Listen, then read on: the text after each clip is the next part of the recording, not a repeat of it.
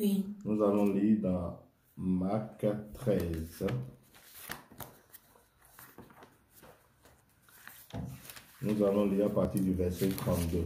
Marc 13 à partir du verset 32. Il y a une Bible là-bas, vous pouvez prendre ça. Marc 13 à partir du verset 32. On va lire ça. Pour ce qui est du jour ou de l'heure, personne ne le sait, ni les anges dans le ciel, ni le Fils, mais le Père seul. Prenez garde, veillez, priez, car vous ne savez quand ce temps viendra. Verset 34.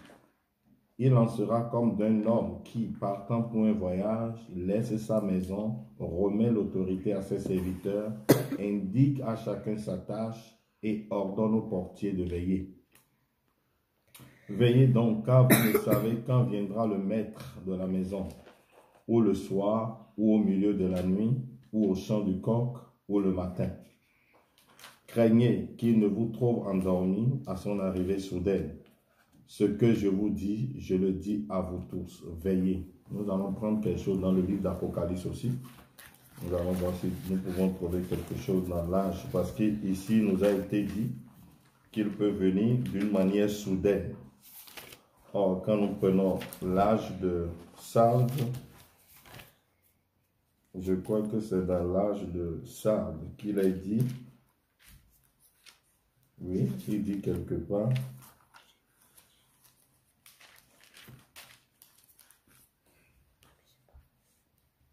je vais vous donner le verset, il dit,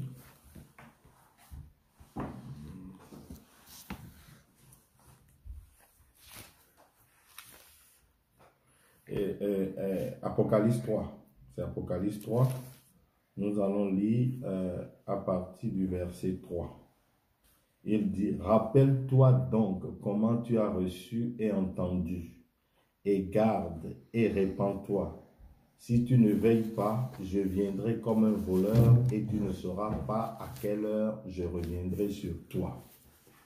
Donc, nous voyons ici, en lisant dans les Écritures, nous avons vu que Jésus était en train de parler. Si nous lisons complètement à partir de Marc, nous lisons Marc 13 complètement, nous allons voir que Jésus était en train d'exhorter le peuple à la vigilance. Il exhortait le peuple à reconnaître les saisons et il parlait de sa seconde venue. Et il disait, il leur a parlé de la destruction du temple, il leur a parlé du premier sceau, deuxième sceau, comment il a parlé du sixième sceau. Et à la fin, il dit, pour ce qui est du jour ou de l'heure, personne ne le sait, ni les anges dans le ciel, ni le Fils, mais c'est le Père seul. Donc c'est un secret que le Père seul connaît. C'est seulement le Père qui détient ce mystère. Mais Jésus, pour nous donner un peu plus de détails, parce qu'il nous aime, parce que la Bible dit qu'il nous aime, il dit, pour ce qui est du jour ou de l'heure, personne ne le sait, ni les anges dans le ciel, ni les anges dans le ciel, ni le Fils, mais le Père seul. Ça, c'est du domaine du Père, c'est la souveraineté du Père. Prenez garde, veillez et priez, car vous ne savez quand ce temps viendra. On ne sait pas quand ce temps viendra, mais nous savons, tout le monde veut savoir quand est-ce que Jésus va venir. Et il dit, et Jésus, pour nous aider, il donne encore une parabole. Il dit, il en sera comme d'un homme qui partant pour un voyage. Donc, cet homme-là de qui il est parlé ici, ce n'est pas un homme ordinaire parce que c'est une parabole. Et les paraboles doivent être expliquées.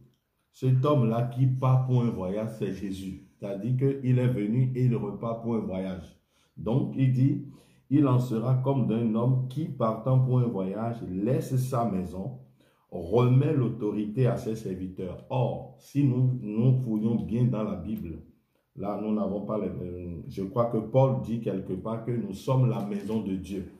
Donc, la maison de Dieu, c'est l'église de Dieu. C'est l'épouse de Dieu. Il est venu, donc c'est la maison de Dieu. Il dit, il en sera comme d'un homme qui, partant pour un voyage, laisse sa maison, remet l'autorité à ses serviteurs. Donc, il remet l'autorité à ses serviteurs. Or, nous savons que les serviteurs de Dieu, ce sont les prophètes, ce sont les apôtres. Il leur a remis la clé du royaume. Il dit, il en sera comme un homme qui, partant pour un voyage, laisse sa maison. Donc, il a remis son église, il a remis ses enfants, hein, pour un long voyage. Laisse sa maison, remet l'autorité à ses serviteurs. Parce que quand Jésus était venu, quand il partait, il leur a dit, je vous donne la clé du royaume, toute autorité m'a été donnée, tout ce que le Père lui a donné, il dit, je vous donne toute autorité. Ce que vous allez lier sur la terre, je vais le lier au ciel. Ce que vous allez délier sur la terre, je vais le délier. Il a remis toute l'autorité à ses serviteurs. Indique à chacun sa tâche. Donc, chacun a sa tâche dans le royaume. Chacun a sa tâche dans la maison du Père.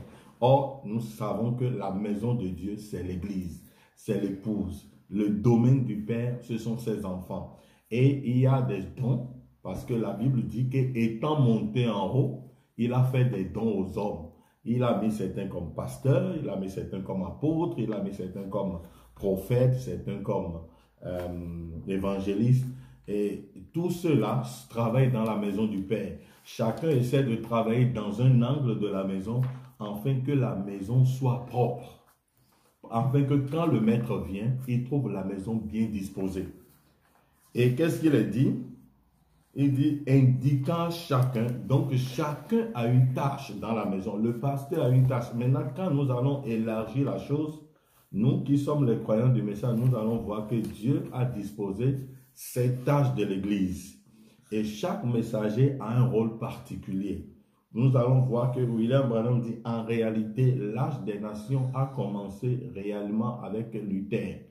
Parce que si nous commençons, nous allons plus loin, nous allons voir que Paul, les autres ont travaillé plutôt plus dans le camp des Juifs. Mais quand la vraie semence des nations a commencé avec Luther, quand Luther a commencé par prêcher la justification par la foi, donc Luther a amené la justification, Wesley a amené la sanctification, nous avons eu les pentecôtistes qui nous ont amené le retour des dons. Et quand nous avons parlé du retour des dons, l'autre fois à l'église, nous avons vu que les gens ont dit que le parler en langue, c'est le signe d'un réveil. Or, nous avons vu que quand nous avons pris l'aiguille de gramophone qui devait tourner sur le disque, nous avons vu que quand le gramophone, nous avons vu que l'aiguille qui fait le gramophone, qui tourne sur le disque, qui lit le disque, il est détaché du diamant principal. Et il devait lire ce qui est écrit sur le disque. Alors, pendant que nous avons vu le parler en langue, nous avons dit que c'est le signe d'un réveil. Le monde a reçu un grand signe. Les gens ont commencé par jubiler. Mais nous avons vu que quand l'aiguille de gramophone, celui qui était détaché du diamant principal, Christ, c'est-à-dire Christ étant le diamant principal, il y a eu un côté, il y a eu quelque chose qui était coupé. Et ce côté-là, qui a été bien travaillé, qu'est-ce qui s'est passé? Quand on l'a mis sur le disque de 1906, de la Pentecôte, qu'est-ce qui s'est passé? Lui, quand il a vu le parler en langue, il n'a pas vu le signe d'un réveil. Le monde voit le signe d'un réveil. Le monde dit que, oh, Dieu nous a visités. Mais quand Louis, Élie de Malachie 4, qui est l'aiguille de gramophone, quand il a vu ça, l'aigle, quand il a vu ça, il dit non. Le parler en langue, ici, nous pouvons lire dans les Actes de l'Église, page 123, il dit le parler en langue n'est pas le signe d'un réveil, c'est le signe de la mort. Le parler en langue était le signe que la pompeuse religion des Juifs était terminée. Donc, quand ils ont parlé en langue en l'an 33 de notre ère, si je me rappelle bien, en l'an 33 de notre ère, il y a de cela, quand Jésus était mort, je crois que c'est 50 jours après la mort de Jésus, les disciples ont reçu le Saint-Esprit, les gens ont parlé en langue. Les gens ont dit, un réveil a visité la terre. Mais Branham dit, non, ce n'était pas le signe d'un réveil. C'est le signe que Dieu quitte les Juifs pour commencer par parler aux nations. Alors, et les Juifs, il dit, le parler en langue n'est pas le signe d'un réveil, c'est le signe de la mort. Le parler en langue était le signe que la pompeuse religion des Juifs était terminée. Donc, le parler en langue, c'est le signe que la religion des Juifs est finie. En 1933, les Juifs ont fini leur réveil. Et il dit, nous allons bien lire, il dit, le parler en langue n'est pas le signe d'un réveil, c'est le signe de la mort. Ah, Branham dit, le parler en langue, c'est le signe de la mort. Le parler en langue était le signe que la pompeuse religion des Juifs était terminée, qu'une nouvelle ère avait commencé. Aujourd'hui, le parler en langue fait descendre le rideau sur les âges de l'Église des nations et l'Évangile retourne aux Juifs. Maintenant, quand nous disons que l'Évangile retourne aux Juifs, les gens disent, mais comment vous pouvez dire que l'Évangile retourne aux Juifs? L'Évangile, quand ils ont parlé en langue en 1933, Dieu a quitté les Juifs, bien que les Juifs continuaient à aller à l'église, bien que les Juifs allaient offrir leurs sacrifices, Dieu n'était plus avec eux. Dieu a fini. Israël était rentré dans le chaos et Dieu a commencé par traiter avec les nations. Et Branham dit, il dit ici, aujourd'hui le parler en langue fait descendre le rideau sur les âges des églises. Donc, quand ils ont parlé en langue en 1906, alors le monde a vu un réveil. Quand le monde a vu un réveil, qu'est-ce qui s'est passé? Non, Branham dit, ce n'est pas le signe d'un réveil. C'est pourquoi en 1956, Branham devait aller célébrer les funérailles des pentecôtistes. D'ailleurs, Branham dit que aucun réveil ne dure plus de 3 ans. Et ils ont commencé en 1906. En 1909, la colonne de feu s'est déplacée déjà pour aller honorer son prophète qui devait naître à Kentucky. Donc, les pentecôtistes étaient restés dans le chaos. Et il dit, suivez un peu, nous allons relire un peu ce que Branham dit. Donc, nous avons vu que ce monsieur qui partait dans un long voyage, et quand nous avons aussi parlé de la parabole du bon samaritain, nous avons vu que quand le bon samaritain était parti, il a laissé Adam, c'est-à-dire cet homme-là, dans un hôtel. Et il dit, je vais partir, prends les 2 deniers-ci, je vais partir, mais à mon retour, ce que tu vas faire en plus. Donc, l'hôtelier, le maître de la maison, devait s'occuper de Adam, de cet homme qu'on lui a confié, pour lui enseigner les rudiments de la parole, afin que quand le maître revient, Adam puisse reconnaître son Seigneur. Mais nous avons remarqué que l'hôtelier, au lieu d'enseigner, de parler du Fils de l'homme à Adam, il a parlé de lui-même. À tel enseigne que quand le Fils de l'homme est revenu, Adam ne l'a pas reconnu. Parce que nous connaissons le signe du Fils de l'homme. Il y a un signe que le Fils de l'homme a. Nous savons que c'est le discernement. Et Frère Branham dit le signe du Messie, c'est le discernement. Quand nous voyons le discernement sur la terre, nous savons que le Fils de l'homme est sur la terre. Alors, nous avons vu que l'hôtelier, il a eu le temps de parler de lui-même. Il a eu le temps de se projeter lui-même dans le cœur de Adam. C'est-à-dire de cet homme-là qu'on lui a confié. Au lieu de parler du Fils de l'homme, de lui présenter son maître, de lui présenter son sauveur. À telle enseigne que quand le sauveur reviendra, il dit « je reviendrai ». Il a laissé, il a sauvé, il a pansé ses plaies, il a mis de l'huile, il a mis le vin, il a fait tout lui-même. La seule chose que le prédicateur devait faire, la seule chose que l'hôtelier devait faire, c'est de parler du maître. Il dit, Adam, j'étais ici dans cet hôtel quand un monsieur t'a amené ici. Ce monsieur a telle caractéristique. Voilà qui il est.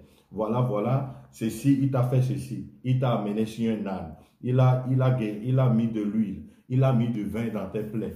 Et lui, c'est lui qui t'a amené. Regarde que quand tu étais sur le chemin, que tu étais à moitié, il n'était pas mort. Nous avons vu qu'il n'était pas mort. Il était à moitié. Il était à demi, il n'était pas entièrement mort. Il avait encore la vie. Il va lui dire que quand il l'a amené, il était encore en vie. Les autres prédicateurs qui étaient passés, les Lévites, les sacrificateurs, n'ont plus rien fait pour Adam. Mais c'est le maître qui l'a sauvé. Et quand il l'a amené, donc il a confié à Adam. C'est ce que nous sommes en train de dire. Donc nous voyons ici que Jésus dit dans cette parabole, il en sera comme d'un homme qui partant pour un voyage, laisse sa maison, remet l'autorité à ses serviteurs, indique à chacun sa tâche. Donc, chaque messager a une tâche. Et si nous prenons, et si nous étudions les caractéristiques de chaque messager, nous allons voir que tous les messagers ont apporté quelque chose qui, au temps de la fin, vont culminer en un ensemble pour présenter le Messie. Et nous avons pris, il dit, alors nous avons vu que on a parlé de la justification, on a parlé de la sanctification, les gens étaient contents, et puis on a parlé du parler en langue. Et nous avons vu que le parler en langue n'est pas le signe d'un réveil. Nous allons essayer de lire ça complètement. C'est le signe de la mort. Nous sommes dans les actes de l'Église, page 123. Le parler en langue n'est pas le signe d'un réveil, c'est le signe de la mort. Le parler en langue était le signe que la pompeuse religion des Juifs était terminée, qu'une nouvelle ère avait commencé. Dieu fermait l'âge des Juifs et ouvre l'âge des gentils. Il ouvre les 7 âges de l'Église. Ok. Aujourd'hui, donc en 1906, quand il y a eu le parler en langue, aujourd'hui le parler en langue fait descendre le rideau sur les âges de l'Église des nations. Donc, quand ils ont parlé en langue en 1906 à Azusa Street, c'est que Dieu a fini avec les nations. Ok. Et l'évangile retourne aux Juifs. Les gens disent que le parler en langue annonce un grand réveil, un grand mouvement spirituel. Ils ont raté le coche. La vérité, c'est qu'il est le signe de la fin de toutes les idées, les programmes et les royaumes des hommes. Donc, le parler en langue met la fin, est le signe de la fin à toutes les idées, les programmes et les royaumes des hommes, et que le royaume de Dieu est introduit. Donc, le royaume de Dieu est introduit. Donc, le parler en langue met fin à tout ce que l'homme a pensé du royaume de Dieu, met fin à tout ce que nous avons imaginé du royaume de Dieu, met fin à tout ce que nous avons imaginé du Messie. Oh, quand Jésus viendra, il sera grand comme ça. Il va descendre sur un cheval blanc. Mais le parler en langue met fin à tout ça. Maintenant, nous allons avoir la vraie interprétation de l'Écriture. Et nous continuons un peu.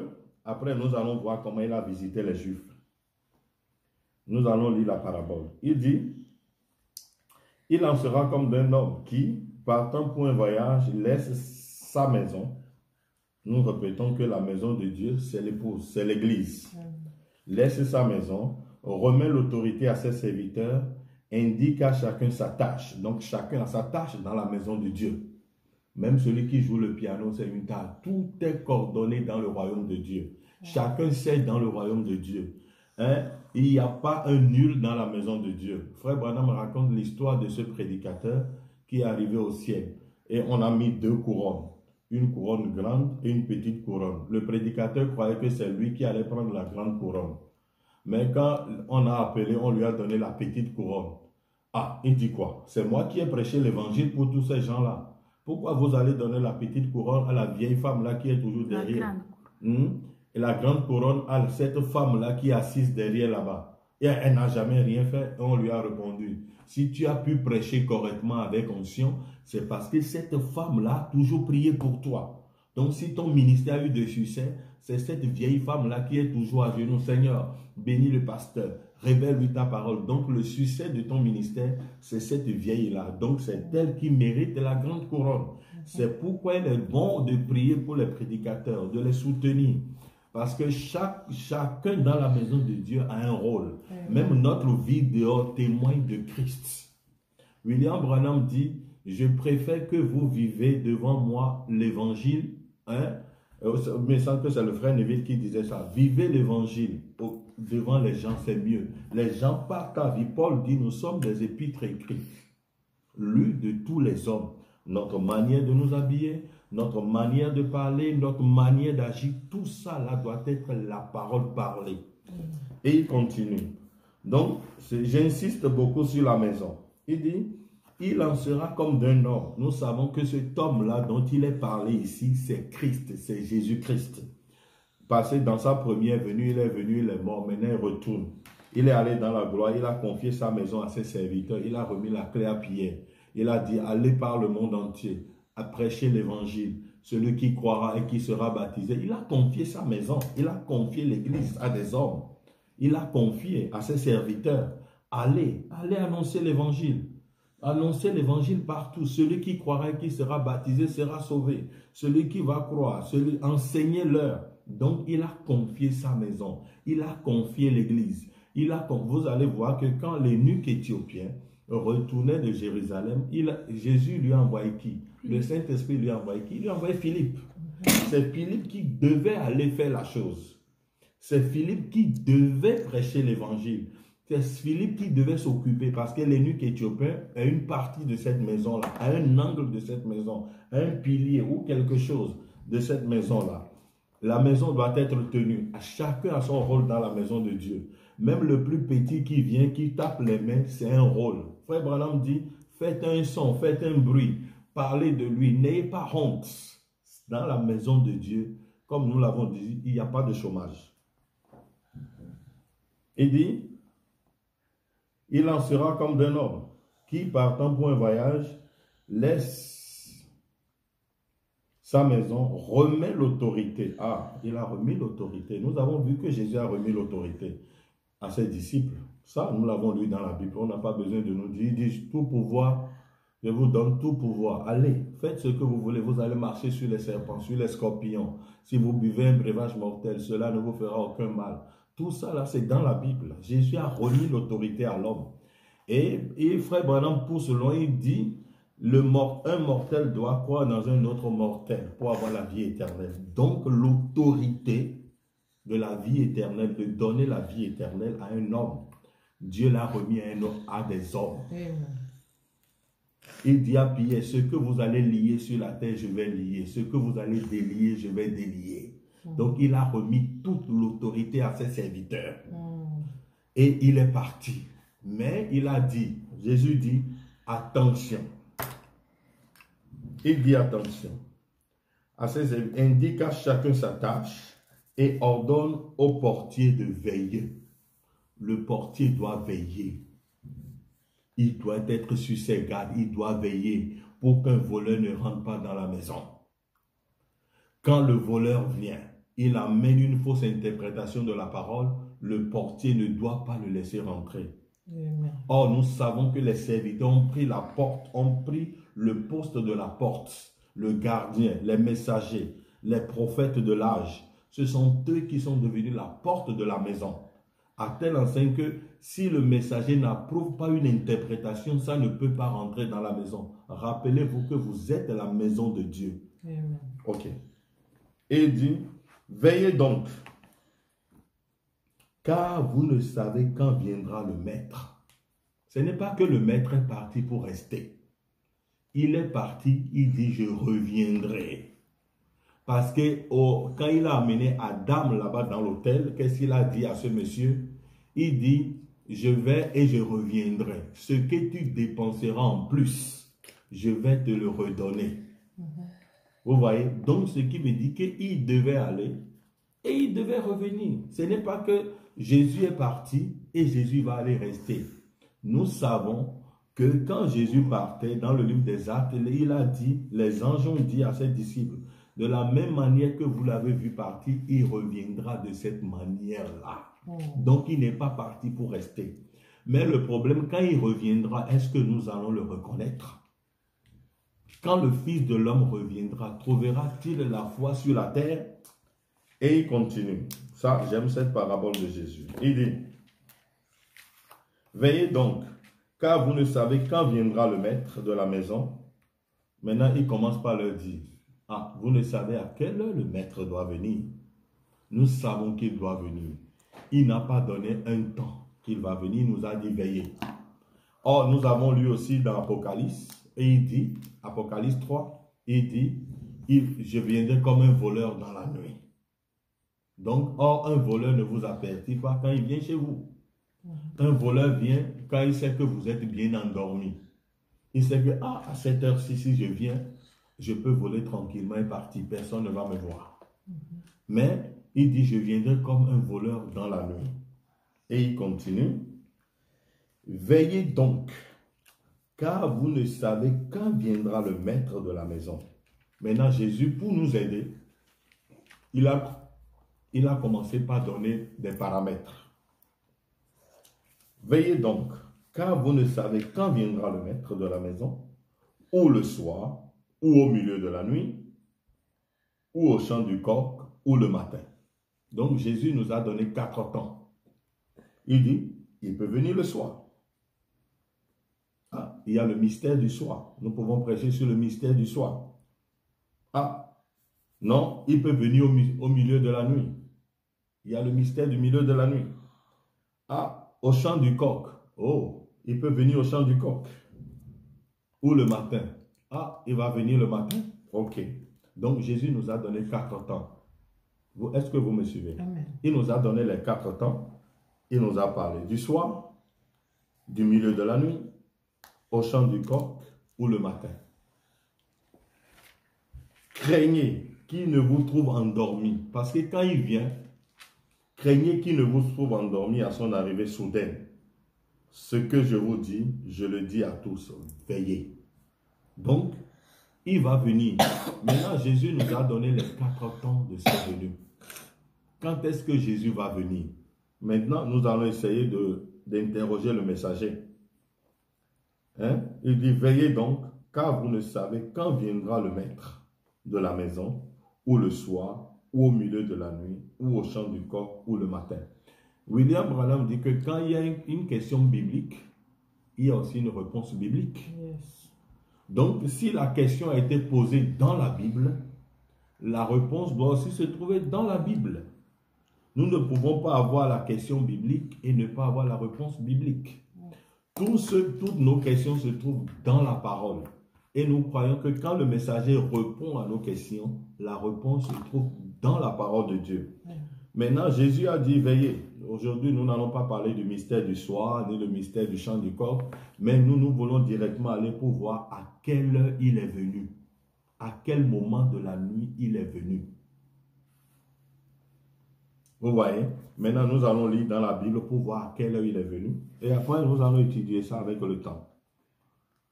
Nous allons prendre dans le livre de Matthieu. C'est là-bas que nous allons trouver l'heure de sa venue.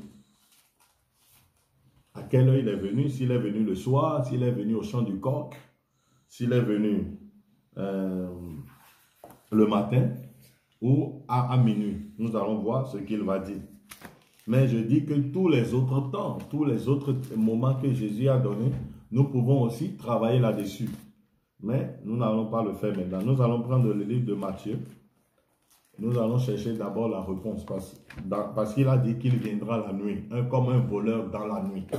Or, nous savons que la nuit, ce n'est pas la nuit comme nous avons et nous allons au lit. Parce que la nuit, pendant qu'il est nuit ici, il n'est pas nuit, il est peut-être jour en Amérique. Donc, nous parlons des nuits prophétiques. Or, c'est une nuit prophétique, c'est l'obscurité, le péché, c'est-à-dire la malvagité qui remplit la terre. Donc, le péché, c'est des nuits prophétiques, de quoi il est parlé ici. Alors, nous allons prendre dans le livre de Matthieu, Matthieu 25. Alors, Jésus parle du royaume des cieux. Il dit, alors le royaume des cieux sera semblable à 10 vierges qui, ayant pris leur lampe, allaient à la rencontre de l'époux. 5 d'entre elles étaient folles et 5 sages. Les folles, en prenant leur lampe, ne prirent point d'huile avec elles. Nous savons que l'huile ici, c'est le type du Saint-Esprit. Ok. Les folles n'ont pas d'huile, mais les sages ont pris de l'huile. Ok. Les folles, en prenant leur lampe, ne prirent point de l'huile avec elles. Mais les sages prirent avec leur lampe de l'huile dans des vases.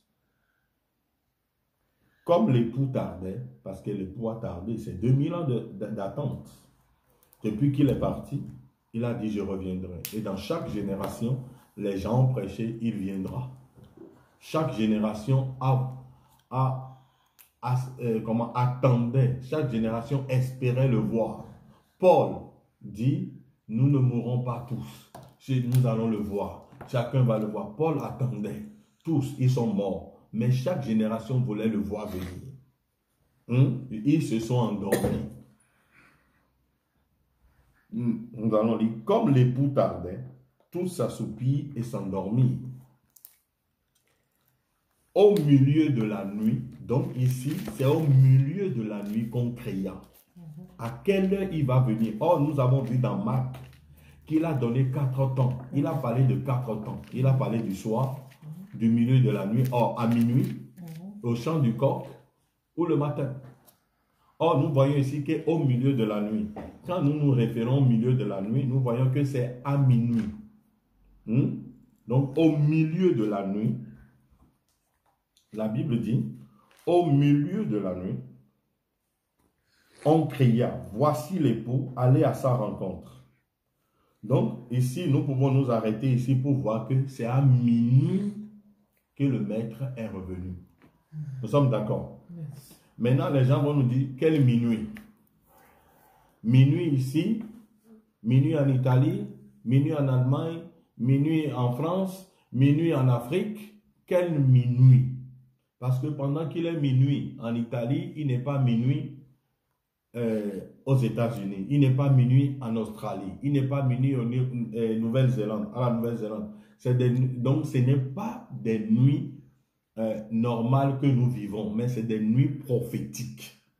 Alors là, nous devons avoir ce qu'on appelle le fil à plomb, un niveau, pour savoir quelle est cette nuit-là.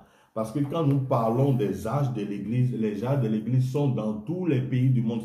C'est-à-dire que tout le monde, dans le monde entier, on sait qu'on a eu le premier âge, le deuxième âge, le troisième, et que c'est l'Odyssée. L'Odyssée, si vous allez partout, vous allez voir l'Odyssée dans le monde entier. Les femmes sont nues, ils ont tout déposé. Ok, nous allons lire un peu Frère Branham ici, dans les Sceaux. Nous allons voir minuit, c'est quoi, selon Frère Branham.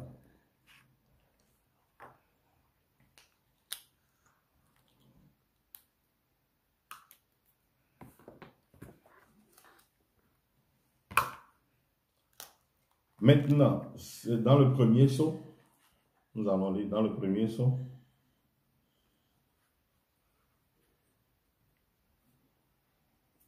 Dans le premier sceau, nous allons lire à partir du paragraphe 99. Or, il y a une fausse épouse. On la trouve dans Apocalypse 17. Elle a dit, je suis veuve et je n'ai besoin de rien. Vous voyez, assise sur cette bête écarlate, et ainsi de suite, la bête plutôt. Bon, la vraie épouse sera formée de milliers de gens, mais ce seront les élus de chaque âge de l'Église.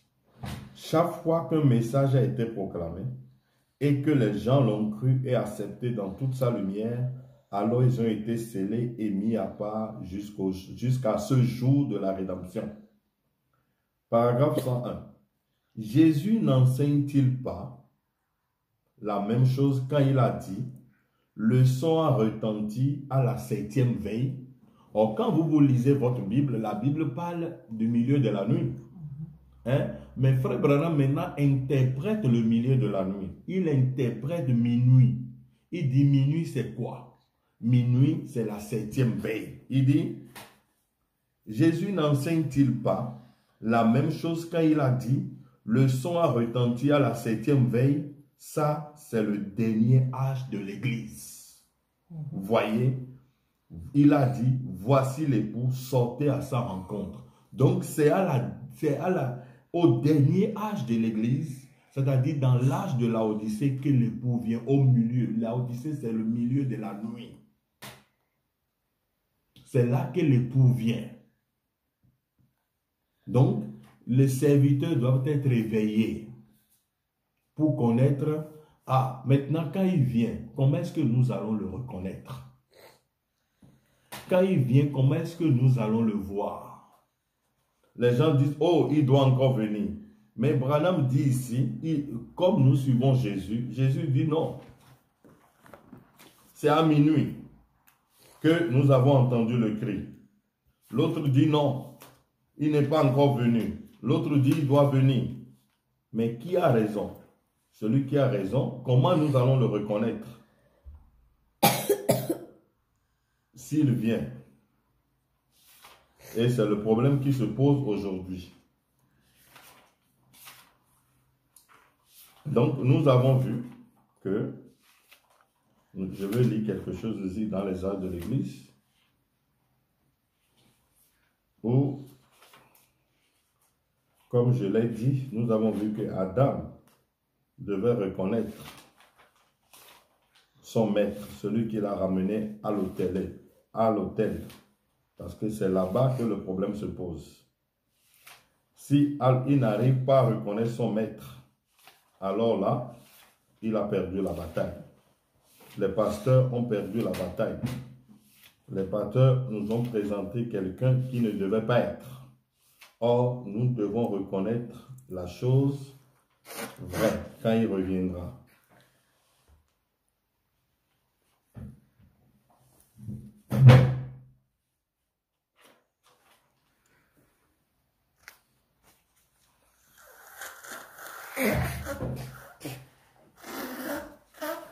Je veux lire quelque chose ici, dans la vision de la révélation de Jésus-Christ.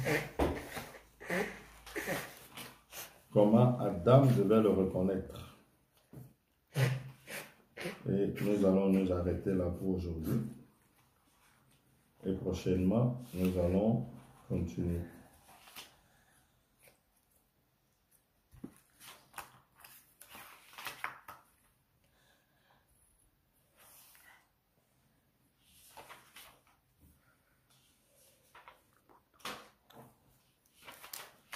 C'est ici, Frère Branham nous donne le signe de comment nous devons reconnaître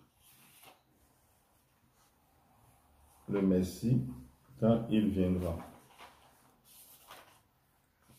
C'est dans les âges de l'Église, je prends ça, nous allons lire ça et nous allons nous arrêter.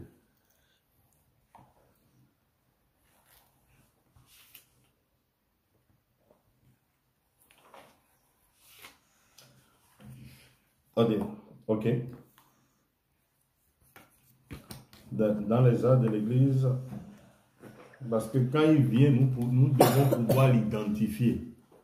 Nous devons pouvoir le reconnaître. Adam doit pouvoir reconnaître son maître.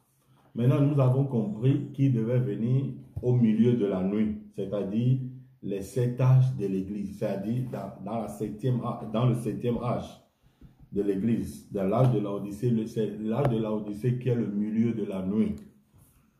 Et quand on passe le milieu de la nuit, minuit, 1 seconde, ce n'est plus le jour du passé, ça c'est un nouveau jour qui commence. Vous voyez? Donc il vient au milieu de la nuit et quand il vient au milieu de la nuit, il introduit un autre jour, un autre peuple, une autre révélation, une autre manière d'interpréter la parole. Et nous avons vu que le palais en langue met fin à tout le système des hommes, à tous les programmes des hommes, et le royaume de Dieu est introduit. Donc le royaume de Dieu ne sera plus prêché comme ça a été prêché, mais le royaume de Dieu sera prêché d'une autre manière. Là, on ne dira pas, on n'attend plus à voir le royaume avec nos yeux, parce que quand Jésus vient, à l'ouverture des cieux, il va nous dire que voir signifie comprendre. Ce n'est pas voir avec les yeux, où les gens attendent de voir une ville qui va descendre du ciel sur la terre. Ce n'est pas voir, mais c'est comprendre le royaume de Dieu. Il dit, Nicodème, si tu... D'abord, nous avons prêché que Jésus n'a pas prêché la nouvelle naissance à la femme au puits. À la femme samaritaine, Jésus ne lui a pas prêché la nouvelle naissance. Jésus n'a pas prêché la nouvelle naissance à Zachée. Mais Jésus a prêché la nouvelle naissance à Nicodème, un prédicateur. Parce que le problème, ce sont les prédicateurs. C'est le prédicateur qui doit naître de nouveau pour voir le royaume de Dieu. Quand le prédicateur voit le royaume de Dieu, alors il peut le prêcher à l'autre. Jésus l'a prêché à Nicodème, il dit, tu dois naître de nouveau. Si tu ne nais pas de nouveau, tu ne peux voir le royaume de Dieu. Nicodème n'a pas commis l'adultère. Nicodème n'a pris la femme de personne. Il n'a pas commis la fornication. Il n'a jamais volé. Il n'a jamais menti. Mais Nicodème, Jésus lui a dit, tu dois naître de nouveau.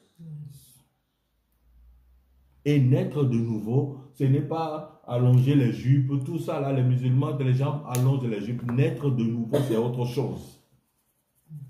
Si tu n'es né de nouveau, tu ne peux voir le royaume de Dieu. Donc, voir, et Branham nous dira que voir signifie comprendre.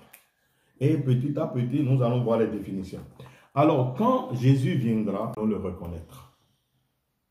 Alors, nous allons retourner dans la Bible, nous allons retourner dans le prophète, dans les Actes de l'Église, page 23, il dit, « Quand la femme au puits l'a entendu discerner les pensées qu'elle avait dans le cœur, elle l'a proclamé comme prophète. » Ah, quand la femme au puits l'a entendu discerner les pensées qu'elle avait dans le cœur, elle l'a proclamé comme prophète, en déclarant que c'est à cette glorieuse faculté qu'on reconnaîtrait le Messie. Ah, comment est-ce que nous allons reconnaître le Messie? Quand nous allons voir le signe du discernement, ce n'est pas nous. Écoutez, Frère Branham. Il dit, quand la femme au puits l'a entendu discerner les pensées qu'elle avait dans le cœur, elle l'a proclamé comme prophète en déclarant que c'est à cette glorieuse faculté qu'on reconnaîtrait le Messie. Jean 4, 7 à 26. Une femme de Samarie vint puiser de l'eau. Jésus lui dit, « Donne-moi à boire. » Car ses disciples étaient allés à la ville pour acheter des vivres. La femme samaritaine lui dit, « Comment toi qui es juif, me demandes-tu à boire à moi qui suis une femme samaritaine? » Les Juifs, en effet, n'ont pas de relation avec les Samaritains.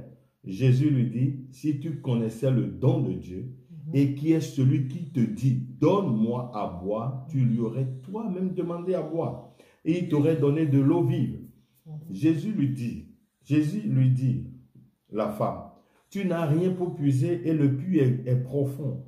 D'où aurais-tu cette eau vive? Es-tu plus grand que notre père Jacob qui nous a donné ces puits et qui en a bu lui-même, ainsi que ses fils et ses troupeaux? » Jésus lui répondit, « Quiconque boit de cette eau aura encore soif, mais celui qui boira de l'eau que je lui donnerai n'aura jamais soif.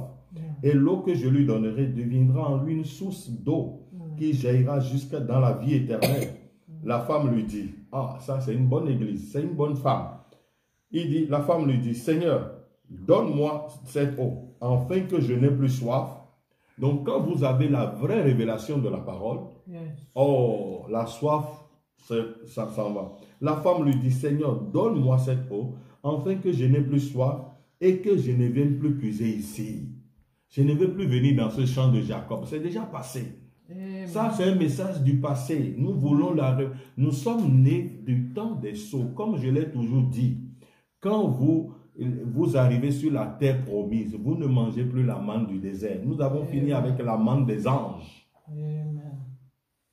Nous avons fini avec la nourriture des anges dans le désert. Maintenant, nous devons manger les produits du pays, les produits des sept sceaux. Oh, ok. Il dit, la femme lui dit, « Seigneur, donne-moi cette eau afin que je n'ai plus soif et que je ne vienne plus puiser ici. » « Va, lui dit Jésus, appelle ton mari et viens ici. » La femme répondit, « Je n'ai point de mari. » Jésus lui dit, « Tu as eu raison de dire, je n'ai point de mari. Car tu as eu 5 maris et celui que tu as maintenant n'est pas ton mari. En cela tu as dit vrai. » Seigneur, lui dit la femme, « Je vois que tu es prophète. Nos pères ont adoré sur cette montagne. Et vous dites-vous que le lieu où il faut adorer est à Jérusalem. » Femme, lui dit Jésus, « Crois-moi, l'heure vient. Où ce ne sera ni sur cette montagne, ni à Jérusalem que vous adorerez le Père. Vous adorez ce que vous ne connaissez pas. Nous, nous adorons ce que nous connaissons. Car le salut vient des Juifs. Mais l'heure vient, et elle est déjà venue, où les vrais adorateurs adoreront le Père en esprit et en vérité. Car ce sont là les adorateurs que le Père demande. Dieu est esprit, et il faut que ceux qui l'adorent en esprit et en vérité. La femme lui dit, « Je sais que le Messie doit venir, celui qu'on appelle Christ. Quand il sera venu, il nous annoncera toutes choses. » Jésus lui dit, « Je le suis, moi qui te parle. » Donc la femme l'a reconnu par le discernement. C'est ce que le frère Branham dit. Quand la femme opule a entendu discerner les pensées qu'elle avait dans le cœur, elle l'a proclamé comme prophète en déclarant que c'est là, à cette glorieuse faculté, qu'on reconnaîtrait le Messie. Maintenant, aujourd'hui, nous avons eu le signe du discernement. Nous avons vu le discernement manifesté devant nous. Seulement que nous avons oublié que Frère Branham nous a dit aussi que le parler en langue met fin à toutes les interprétations et que le royaume de Dieu est introduit. C'est-à-dire la vraie interprétation de la parole doit être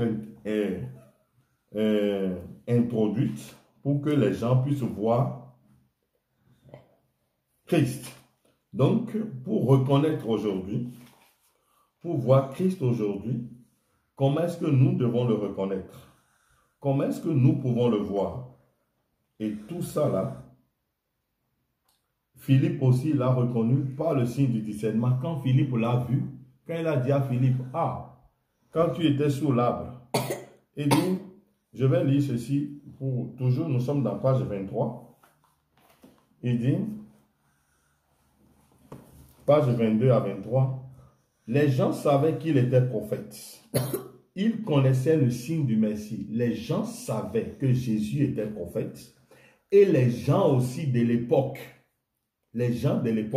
ils connaissaient le signe du Messie, qui ne pouvait venir que par le prophète. Donc le signe du Messie vient par le prophète. Et Branham dit que Dieu, pour se révéler à l'être humain, il se révèle toujours dans un prophète. Ok. Donc Dieu, quand il vient sur la terre, il vient toujours dans le don prophétique. Il vient en tant que prophète. Il prend un corps, il descend, il est prophète. Les gens savaient qu'il était prophète. Ils connaissaient le signe du Messie qui ne pouvait venir que par le prophète. Jean 1, 44 à 51. Philippe était de Bethsaïda, de la ville d'André et de Philippe. Philippe rencontra Nathanaël et lui dit, nous avons trouvé celui de qui Moïse a écrit dans la loi et dont les prophètes ont parlé, Jésus de Nazareth, fils de Joseph. Donc, on connaît même son père. Donc, c'est un garçon qui a grandi dans les rues de Nazareth. Il a joué au ballon dans les rues de Nazareth. Il a couru. Nathanaël lui dit, peut-il venir de Nazareth quelque chose de bon? Philippe lui dit, viens et vois. Jésus, voyant venir à lui Nathanaël, dit de lui, voici vraiment un Israélite dans lequel il n'y a point de fraude. D'où me connais-tu? Lui dit Nathanaël. Jésus lui répondit, avant que Philippe t'appelât, quand tu étais sous le figuier, je t'ai vu. Nathanaël répondit et lui dit, Rabbi, tu es le Fils de Dieu, tu es le roi d'Israël. Jésus lui dit, parce que je t'ai dit que je t'ai vu sous le figuier, tu crois, tu verras de plus grandes choses que celles-ci. Et il lui dit, en vérité, vous verrez désormais le Fils, le ciel ouvert, et les anges de Dieu monter et descendre sur le Fils de l'homme. À cause de cette faculté de discerner les pensées du cœur de l'homme, l'élu de Dieu a reconnu qu'il se trouvait devant le Messie, la parole ointe. Vous voyez? À cause de cette faculté de discerner les pensées du cœur de l'homme, l'élu, c'est seulement l'élu qui peut croire ça. L'élu peut croire que l'homme de Kentucky, c'était Dieu dans la chair humaine, c'était le Fils de l'homme de retour. Il dit, à cause de cette faculté de Dieu, à cause de cette faculté, est-ce que Branham n'a pas discerné les pensées des cœurs? Est-ce que Branham n'a pas fait ça? Pourquoi nous attendons encore un Messie qui va venir? Quelqu'un va dire, oh, nous attendons le Messie, nous avons l'espoir. Non, le Messie est déjà venu. Il dit, à cause de cette faculté de discerner les pensées du cœur de l'homme, l'élu de Dieu a reconnu qu'il se trouvait.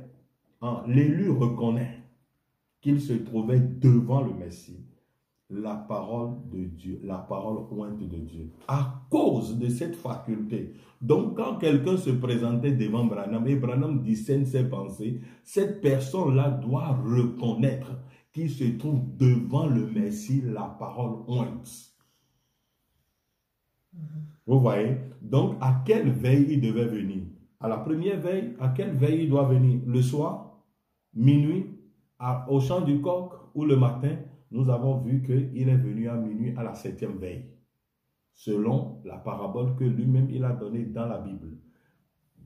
Et nous avons vu que Branham nous a dit que la 7e veille, c'est le 7e heure de l'Église, c'est-à-dire l'âge de l'Odyssée, minuit. Minuit, c'est l'âge de l'Église, c'est le 7e heure de l'Église. Que Dieu vous bénisse.